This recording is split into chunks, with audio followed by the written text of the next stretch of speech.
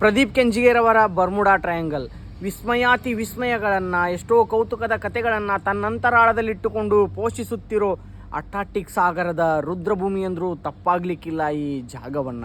ವಿಜ್ಞಾನ ತಂತ್ರಜ್ಞಾನಗಳಿಗೂ ಸವಾಲೊಡ್ಡಿ ನಿಂತಿರೋ ಸಾವಿನ ಸರೋವರ ಅದು. 1945ರಿಂದ ಈ ಕಡೆ ನೂರಾರು ವಿಮಾನಗಳು, 10 ಹಡಗುಗಳು, ಒಂದು ಸಣ್ಣ ಕುರುಹನ್ನೂ ಬಿಡದೆ ಅಂತರ್ಧ್ಯಾನವಾದ ಸೂತಕದ ಮನೆ ಅದು.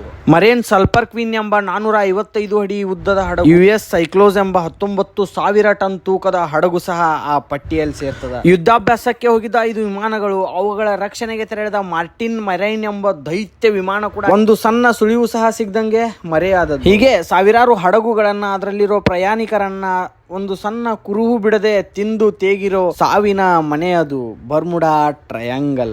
ಕೆಲವರು ಇದನ್ನ ಮಿಥೇನ್ ಗುಳ್ಳೆಗಳ ಸ್ಫೋಟದಿಂದ ಆಗ್ತಿದೆ ಅಂದ್ರು, ಟೈಡಲ್ ಅಲೆಗಳಿಂದ ಆಗ್ತಿದೆ ಅಂದ್ರು, ಅತಿಯಾದ ಗುರುತ್ವಾಕರ್ಷಣೆ ಶಕ್ತಿಯೇ ಇದಕ್ಕೆ ಕಾರಣ ಅಂತ ಬಣ್ಣಿಸಿದ್ರು.